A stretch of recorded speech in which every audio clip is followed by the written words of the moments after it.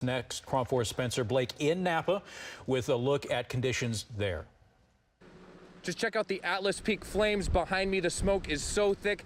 I've been breathing through this scarf all morning long, and the wind just keeps picking up embers and spreading them around everywhere you go. Every turn, there's roads closed. And again, right now, firefighters aren't even focusing so much on putting the fire out as they are coordinating efforts to evacuate people to safety and then coordinate all of the agencies that they have that are coming to help in the North Bay and Napa County, Sonoma County. So again, this is a look right now at the fire here at Atlas Peak in Napa. This caused the evacuation of Silverado, the country club there. Really a lot of houses. I've talked to people who said that they saw embers coming into their backyards as they were running away to safety.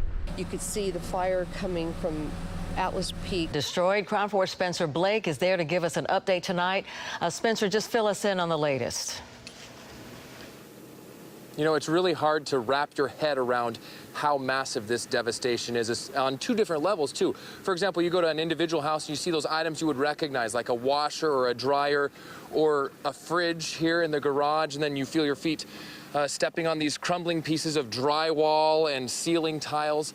And then on a grander scale, you have to drive through street after street after street of total devastation before you find anything more than this. To the east of Coffey Park, it's hard to spot anything standing other than chimneys and trees. There's no words. It's a nightmare. It's a real life nightmare. You have to go all the way over to the far reaches of Hemlock, Banyan, and Sweet Gum to find houses that are intact. That's what a lot of these people were hoping to find when they walked into the neighborhood this morning, but few of them did. As they began looking for surviving items in the rubble, it was hard to know if they were in the right place. It's completely unrecognizable. If you walk down the street, and I know that lady has really good Halloween decorations, and without seeing her decorations up, I didn't notice it was the same lady. So it's like Mars.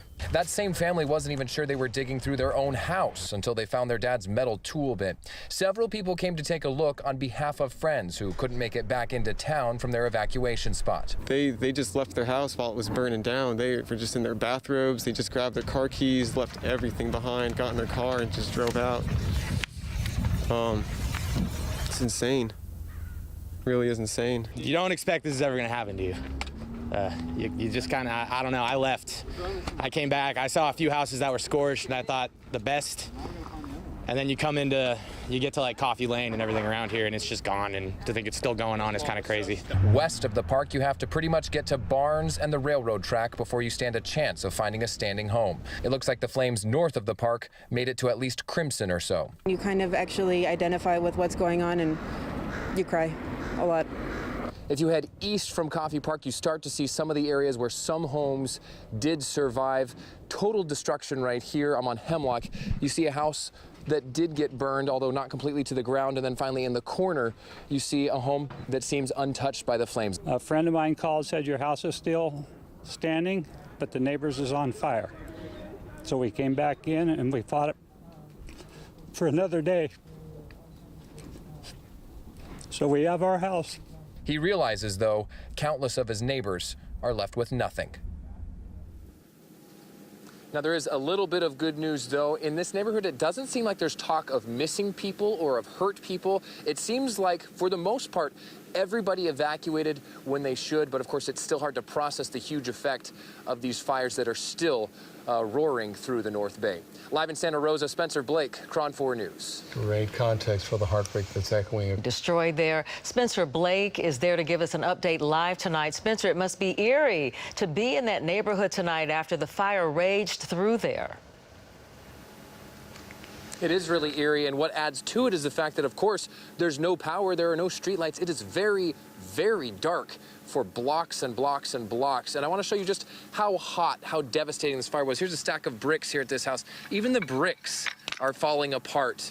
That's intense heat when something like that is damaged so badly. And you know what? I had to drive through a lot of this kind of destruction before I even found houses that were still standing. To the east of Coffey Park, there is a little bit of good news in all of this. I talked to a lot of people here in this neighborhood, and there didn't seem to be any talk of missing people or injured people, which is very good news. It seems like, on the whole, Most people got out and evacuated when they were supposed to. It's still just going to be hard to wrap your mind around how widespread this devastation is. Live in Santa Rosa tonight, Spencer Blake, KRON 4 News. Thank you, Spencer. I've been able to move over to the Cal Fire Station that's on Monticello Road, which is Highway 121, and take a look at the glow in the background there. I've got this scarf on. I know it muffles me as I talk, but it's really just helping me breathe because the smoke is so thick. And this glow, those flames you see at the top of Atlas Peak, they're glowing brighter and brighter. It's not anything that's calming down, dying down or anything. Even before dawn, the sky over that direction is getting brighter with red. Again, that's right off the Cal Fire Station on Monticello Road, which is Highway 121. That is the Atlas Peak fire that's evacuated so many homes and also the Silverado Country Club. In Napa, Spencer Blake, KRON 4 News. I'm Spencer Blake in Santa Rosa, and I want to give you some specific updates in the area of Coffee Park. I'm just east of Coffee Park, off of Coffee Lane. I'm on Tulip Tree right now. And unfortunately, the news is not good.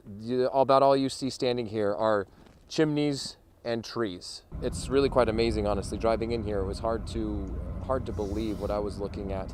House after house after house after street after street, absolutely destroyed. Now, there are a lot of people just now making their way in today for the first time. They couldn't drive in, but they were allowed to walk in. And I have come across a lot of people digging through what's left of the destruction of their homes, and they're looking for anything salvageable. Some people did find some things, but a lot of the people are just wanting to know if their house is standing. And if you're in this general vicinity, unfortunately the answer is no. In fact, I spoke with a family who wasn't even sure if they had arrived at their own house. It's completely unrecognizable if you walk down the street, and I know that lady has really good Halloween decorations, and without seeing her decorations up, I didn't notice it was the same lady. So it's like Mars. Did you have to even dig through stuff to make sure you were looking at the right house? Yeah, we actually noticed my father's tool bin in the garage, and then we noticed that there was a metal thing that was a bookshelf also in the garage, and we're like, oh. So to give you an update on some of those, if you look at the park, a radius from the park, if you live on the west side of it, there might be a chance. Let me see what to the west and to the south. There might be a chance that your home is standing. If you're on the east side of the park, things look much more dismal. I can tell you specifically Berwick Court, Dogwood Drive. These are places where the home's completely destroyed. This is just kind of a specific update for you if you live in the neighborhood of Coffee Park, and I'll try and find out more specific street details for you as the day goes on. In Santa Rosa, Spencer Blake, KRON 4 News. I'm Spencer Blake along Highway 29, about 4 miles north of Calistoga, and flames have reached the highway. But this isn't a situation where the flames are jumping over. In fact, right now firefighters have intentionally been blackening some areas right up against Highway 29. That's on purpose. They want to get rid of all the fuel there is so that even with the winds, this fire won't jump the highway. So the smoke, the thick, heavy smoke down there is where most of the flames are, but the firefighters have been coming closer to the road and then burning off some of the fuels that go right up to the highway. And so far on the other side of the road, the flames have not jumped over. So that's just an update for you along Highway 29, about 4 miles north of Calistoga. Spencer Blake, KRON 4 News. In downtown Calistoga Thursday, about the only movement you saw was the blinking lights at abandoned intersections and the lights on emergency vehicles. The whole city is still under a mandatory evacuation.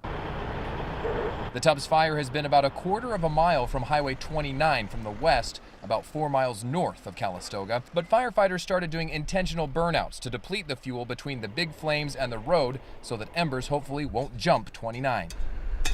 So far, so good. We have crews that are putting fire on the ground right now, and we're holding it at the road with other crews, and so far it's working pretty well. There were some people in Calistoga, though, like these volunteers, a group of chefs and restaurateurs who banded together to make hundreds of meals for first responders at the fairgrounds. Most of the chefs have been evacuated from their own homes, too. I live in Monticello Park, which is part of the Atlas Peak fire, and I don't know if my house is still there. But I can't sit around and do nothing. I have to give back, and it's my privilege to give back. And while they have bagged lunches, they also have hot meals. We're talking ribs and potatoes with fresh veggies and fruit salad. This is the Napa Valley. Even during evacuations, we feed people well. Still, some people hanging around in Calistoga are there just because they don't want to leave. This man watered down his property but isn't quite ready to leave his animals. A similar story to that of Michael Hardison. I think the reason of the evacuation was a real big precaution based on everything else you see on TV. We have everything packed up. We're ready to go, but we just haven't seen any smoke close enough. But trust us when we say the fire is close and winds could bring it closer in a hurry.